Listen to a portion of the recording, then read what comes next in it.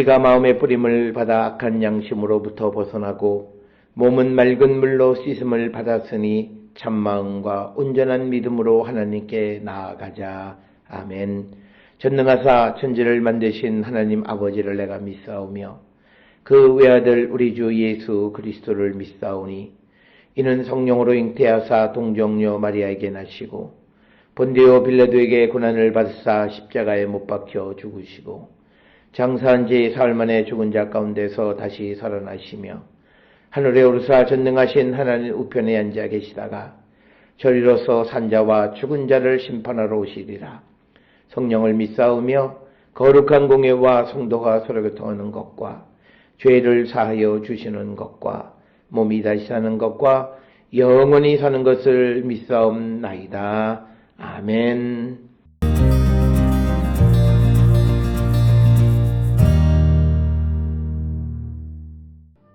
예수께서 거기서 나가사 두로와 시돈 지방으로 들어가시니 가나안 여자 하나가 그 지경에서 나와서 소리질러 이르되 주 다윗의 자손이여 나를 불쌍히 여기소서 내 딸이 흉악하게 귀신 들렸나이다 하되 예수는 한 말씀도 대답하지 아니하시니 제자들이 와서 청하여 말하되 그 여자가 우리 뒤에서 소리를 지르오니 그를 보내소서. 예수께서 대답하여 이르시되 나는 이스라엘 집에 잃어버린 양 외에는 다른 데로 보내심을 받지 아니하였노라 하시니 여자가 와서 예수께 절하며 이르되 주여 저를 도우소서. 대답하여 이르시되 자녀의 떡을 취하여 개들에게 던짐이 마땅하지 아니하니라. 여자가 이르되 주여 올소이다마는 개들도 제 주인의 상에서 떨어지는 부스러기를 먹나이다 하니 이에 예수께서 대답하여 이르시되 여자여 내 믿음이 크도다 내 소원대로 되리라 하시니 그때로부터 그의 딸이 나으니라.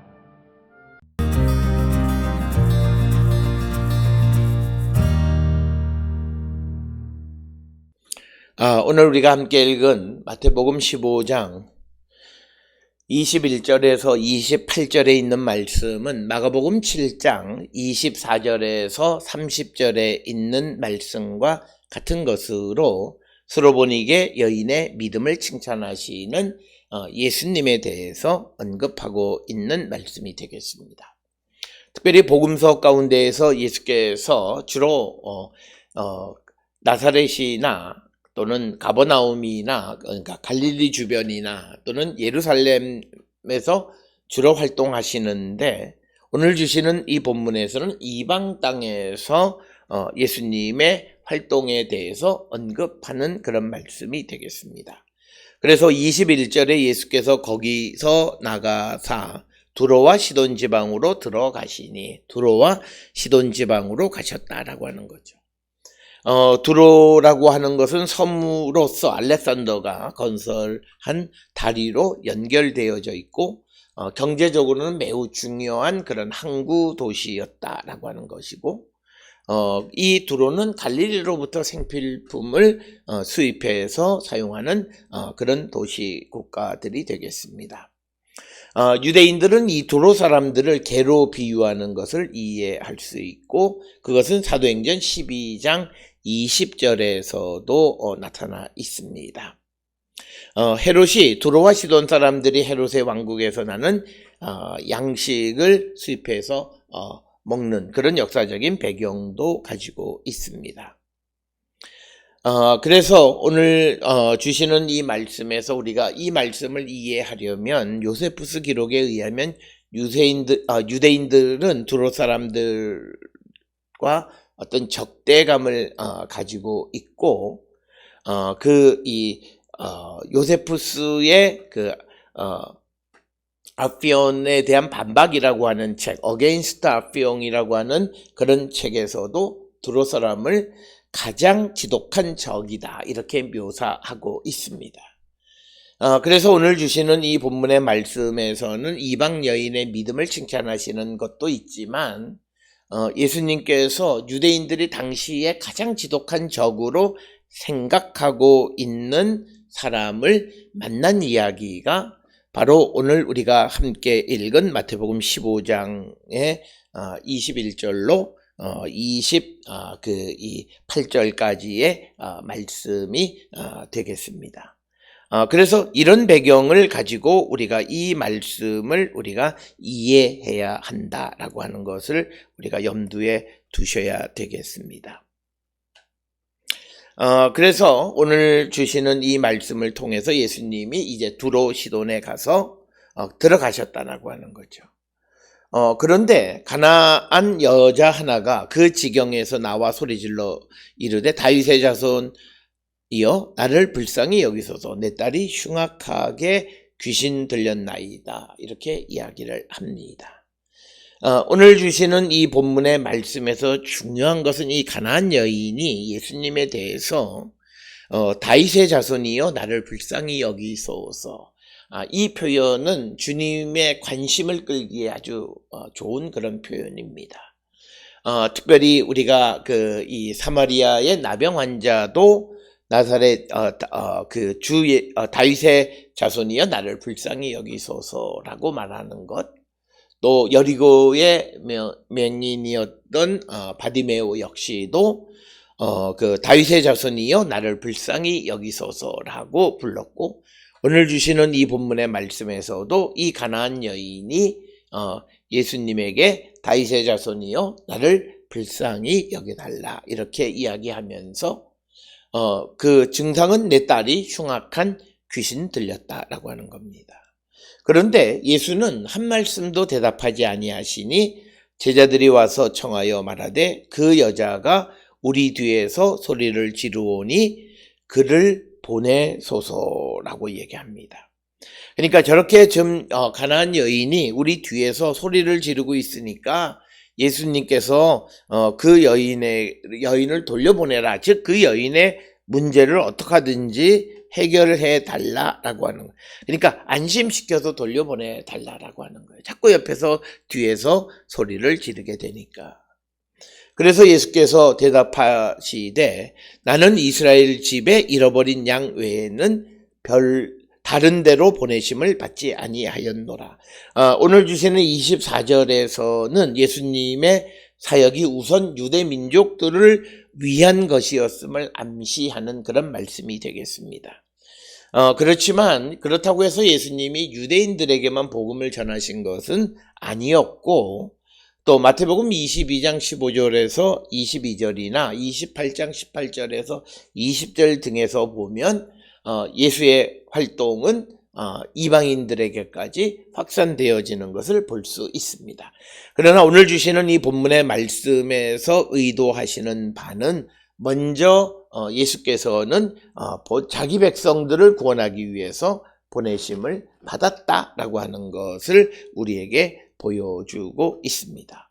따라서 이것은 마태복음 10장 5절 6절에서 예수께서 제자들을 12씩 보내시면서 이방인의 길로 가지 말고 사마리아인의 고을에도 들어가지 말고 오히려 이스라엘 집에 잃어버린 양에게로 가라라고 하는 그 말씀과도 맥을 닫는 그런 말씀이 되겠습니다. 그래서 예수님의 근본적인 사역은 자기 백성들을 위한 것이었다라고 하는 것을 이야기하고, 이것은 마태복음에서도 자기 백성을 죄에서 구원하기 위해서 이 땅에 오신 예수 그리스도라고 하는 것과도 맥을 같이 하는 그런 말씀이 되겠습니다. 그랬더니 여자가 와서 예수께 절하여 이르되 주여 저를 도우소서. 즉 예수의 말씀이 있었음에도 불구하고 나를 도와달라고 간절히 간청하는 것이고, 그래서 26절에 예수님이 자녀의 떡을 취하여 개들에게 던짐이 마땅하지 아니하니라 이렇게 이야기합니다. 즉 자녀들의 떡을 취해서 개에게 던지지 않듯이 너희들에게 내가 복음을 전하지 않겠다라고 말씀하시는 겁니다. 그런데 이 여자가 대답하기를 옳소이다 주여, 그렇지만 개들도 제 주인의 상에서 떨어지는 부스러기를 먹나이다 하니, 이에 예수께서 대답하여 이르시되 여자여 내 믿음이 크도다, 내 소원대로 되리라 하시니 그때부터 그의 딸이 나으니라 이렇게 이야기합니다. 즉 예수님의 말씀에, 즉 그 예수님의 말씀은 자녀의 떡을 취해서 개들에게 던지지 않는다라고 하는 그 말씀에 동의하면서 개들도 주인의 상에서 떨어지는 부스러기를 먹는다라고 다시 이야기하는 이 여인, 즉 예수님의 비하에도 여인은 물러서지 아니하고 예수께로부터 부스러기라도 받아 먹으려고 하는 그런 믿음을 드러냈다라고 하는 겁니다. 즉 이 여인은 결국 예수님이 자기의 딸을 고치실 수 있다라고 하는 확신 속에서 예수님이 무슨 말씀을 하든지 굴하지 아니하고 간절히 간청함으로 예수님은 내 믿음이 크도다, 내 소원대로 되리라, 이렇게 대답을 하십니다. 그래서 오늘 주시는 이 본문의 말씀에서 우리가 믿음이라고 하는 것은 상황에 관계없이 우리의 그 신념이나 내가 믿는 것을 변질시키지 않는 것을 얘기합니다. 예수님에게로 다가서서 결국 예수님이 처음엔 거절하셨지만 그 거절하심에도 간청함으로 결국은 그의 소원대로 되어져서 그 딸이 귀신으로부터 노임을 받았다라고 하는 것입니다. 오늘 주시는 본문의 말씀에서 우리에게 중요한 것은 예수께서 우리의 문제를 해결해 주실 수 있다라고 하는 그 믿음 속에서 어떤 환경이 주어질지라도 뒤로 물러서지 않는 그런 믿음의 모습을 가지고 있는 여인. 그런 여인이 결국 자기 딸의 병을 고칠 수 있다라고 하는 것. 그래서 믿음이라고 하는 것은 그 사람의 반응에 의해서 바뀌는 것이 아니라 절대적인 것이 되어야 하고, 예수님에 대한 믿음은 절대적인 것이 되어야 함을 우리에게 가르쳐 주시는 것이 오늘 우리에게 주시는 말씀이 되겠습니다. 오늘 주시는 본문의 말씀을 통해서 우리의 믿음이 과연 이런 믿음인가를 한 번쯤 성찰하시고, 어떤 상황 속에서도 흔들리지 않는 믿음을 갖는 우리 모두가 될 수 있기를 주의 이름으로 축원합니다. 기도하시겠습니다. 사랑과 은혜가 충만하신 아버지 하나님, 은혜를 감사합니다. 상황과 환경에 따라 흔들리지 않는 믿음을 갖는 자 되게 우리를 도와 주시옵소서. 예수님의 이름으로 기도드렸습니다. 아멘.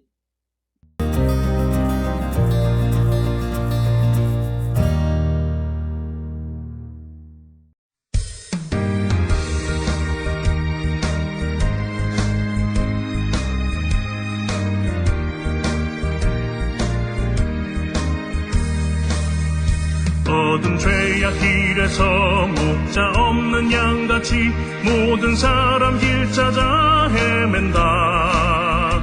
자비하신 하나님 독생자를 보내사 너를 지금 부르니 나오라. 이때라 주의 긍휼 받을 때가 이때라. 지금 주께 나와 겸손하게 아뢰라. 구원함을 얻으리. 험한 십자가 위에 달려 돌아가신 주 다시 살아나셨네. 기쁘다. 죄인 구원하실 때 어서 주께 나와 그 지능에 구하라. 이때라 주의 긍휼 받을 때가 이때라. 지금 주께 나와 겸손하게 아뢰라. 구원함을 얻으리. 주의 귀한 말씀에 영원 생명 있나니 주님 너를 용서해 주신다. 주가 부르실 때에 힘과 정성 다하여 주의 은혜 받으라. 이때라 주의 긍휼 받을 때가 이때라. 지금 주께 나와 겸손하게 아뢰라.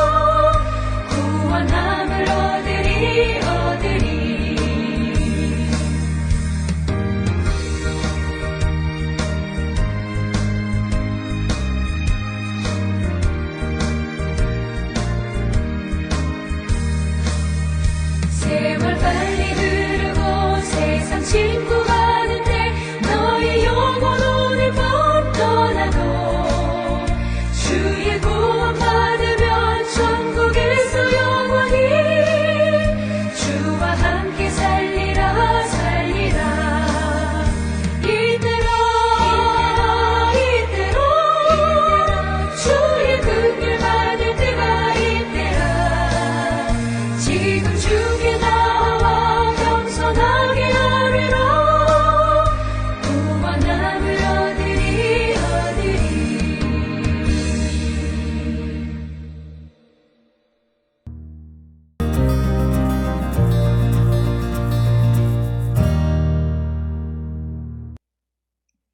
기도하시겠습니다. 이제는 우리 주 예수 그리스도의 은혜와 하나님 아버지의 무한하신 사랑과 성령의 위로 역사 교통하심이 어떠한 상황에서도 흔들리지 않는 믿음을 갖는 자 되기를 결단하며 세상을 향해 나가는 우리 모든 성도들 머리 위에 지금으로부터 영원토록 함께 할지어다. 아멘. 주 너를 지키시고 그 얼굴을 내게 돌리시고